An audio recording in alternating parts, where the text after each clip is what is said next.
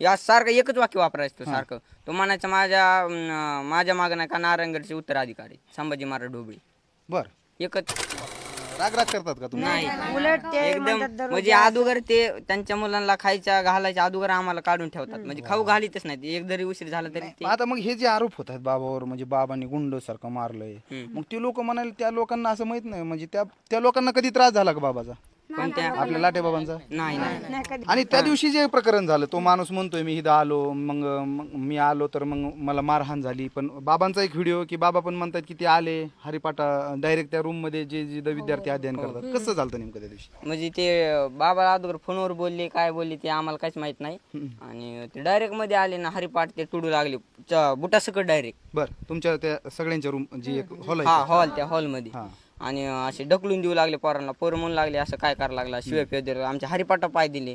आता आम्हाला ते सगळं सिदुरीच्या जन्माचे आमची ती, मग त्याच्या आम्हाला कसं वाटन. बरोबर. मग ते जे पकवाज असते त्याला वरचं धूम शही ते टाकायला 2000 रुपये लागतात. मग विद्यार्थ्यांनी धरलं, विद्यार्थी म्हणले एवढे घरचे कसे पैसे देणार आमचे सारखं.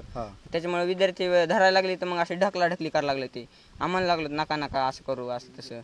मग ते असं त्या विद्यार्थ्याच्या पायाला लागलं. बघा दवाखान्यात गेलता डॉक्टर. हा बघा, ह्या विद्यार्थ्याला त्याने ढकलून दिलं, त्याला किती लागलंय बघा. 2 टाक्याची जागा आहे, 2-3 टाके पडू शकतात.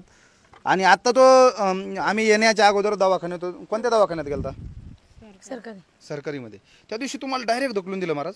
हा, ढकलून ते दिलं. पीटी आवरली हे केलं, पकवाज ते फोडले. मग तुम्ही काय म्हणत होता? तुम्ही त्यांना तर काही बोलत नसताना काय म्हणत होता नेमकं तुम्ही? आम्ही म्हणत होतो ना, असं नका करू, बाबा येऊन द्या. बाबा येऊ द्या. तुम्ही बघू शकताय, बाबा येईपर्यंत पण त्यांनी वाट बघितली नाही आणि त्यांनी ह्या कवळ्या जीवाला ढकलून दिलंय. इतका जर जीव काचावीस किती झाला असेल, 3 टाक्याचं त्यांचं जी जखम आहे ती बघू शकताय तुम्ही. आणि तो माणूस खोटं रडतोय हो, तुम्ही व्हिडिओमध्ये बघा, खोटं रडतोय. त्याला काय, आणि त्याच्यानंतर अजून काय बोलला बाबांनी? तर बरंच सांगितलंय. काय बोलला म्हणजे तो तिथं आला, मग पकड ते फोडेस नंतर बाबा आले तिथं. मग शिव्या गाड केले. फोडले त्यानं? 5 पकड फोडले. आहेत आपल्याला बघायला, आपण बघूया ते नंतर. महाराज, संभाजी महाराज, विठ्ठल रुक्मिणी हे सगळे ग्रंथ आहेत. त्या ग्रंथामध्ये हे सगळं व्यवस्थित असताना तो माणूस डायरेक्ट आतमध्ये आला आणि त्याने डायरेक्ट चपला घालून आला. तुम्ही बघू शकता इथं त्यानं किती इथं धूम फोडलाय, इथं शाई. हे बघा, ह्यानी फोडलं का? हातोडीनेच मागवा. किती पकवाज आहे ते फोडलेले? किती? 5 आहे.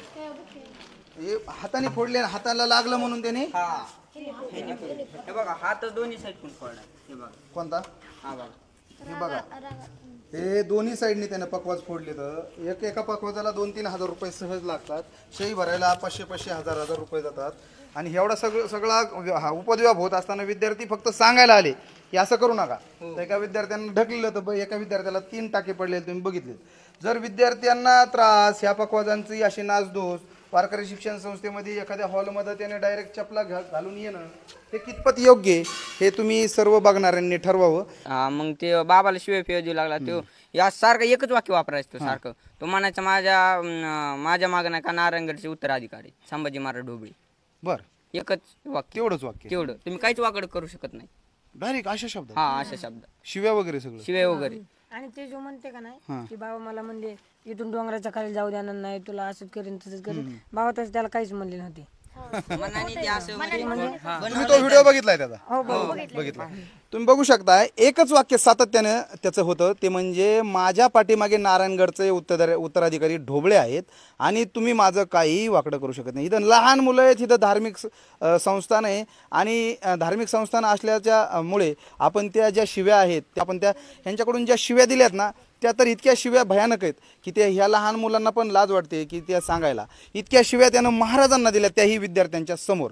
आणि सातत्यानं माझ्या पाठीमागे संभाजी ढोबळे हे नारायणगडचे उत्तराधिकारी आहेत आणि तुम्ही माझं काहीही वाकडं करू शकत नाहीत, ही भाषा त्या ग्रहस्थाची होती. आणि त्याच्यानंतर मग काय झालं की मग तो कुठं गेला? मग इथं बाहेर आला आणि ते पिऊन आलता. मग काय झालं ते माहित नाही. आम्ही व्यसन केलं होतं. हो, बाबा आले, मग आम्ही गेलो बाजूला. बघू शकताय त्या दिवशी जी गोष्ट घडली त्या गोष्टीचा उलटी बाजू ही एकदम विरुद्ध बाजू आहे. ही बाजू न ऐकता सातत्यानं महाराजांवर कुठंतरी टीका झाली. एखादा महाराज एखाद्या प्रकरणामध्ये सापडला की घरी बसून ते शेअर करणं, ते घरी बसून त्याच्यावर कमेंट करणं की ह्या महाराज लोकांना काही कामधंदे नाहीत, काही नाहीत. तुम्हाला माहिती आहे का ह्या 2 वर्षामध्ये या मुलांमध्ये काय बदल झाला आहे? यांना एक श्लोक म्हणायला सांगतो त्यांच्या मनानंच. तुम्ही तो श्लोक ऐका आणि तुम्हीच ठरवा की या जी कच्ची मडकी असतात ती पक्की करण्यासाठी कुंभाराला काय काय करायला लागतं. अगदी तसंच असतं इथं पण. एखादी विद्यादान करणारा माणूस आपलं सर्वस्व झोकून सकाळी 6 वाजता या विद्यार्थ्यांना नाश्ता बनवून देतो. त्या नाश्त्याच्या माध्यमातून ही विद्यार्थी ती शाळेत जातात. नंतर मधुकरीचं स्वतः आणून दिलेलं अन्न या विद्यार्थ्यांना ते घालतात.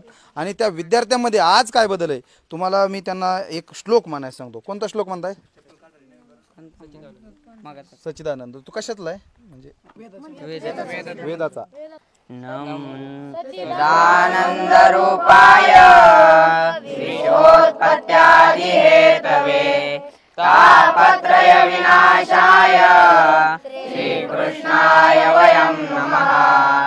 यं प्रव्रजन्तमनुपेतमपेतकृत्यं द्वैपायनो विरह कातराजुहाव पुत्रेति तन्मयतया तरोऽभिनेदुस् तं सर्वभूतहृदयं मुनिमानतोऽस्मि.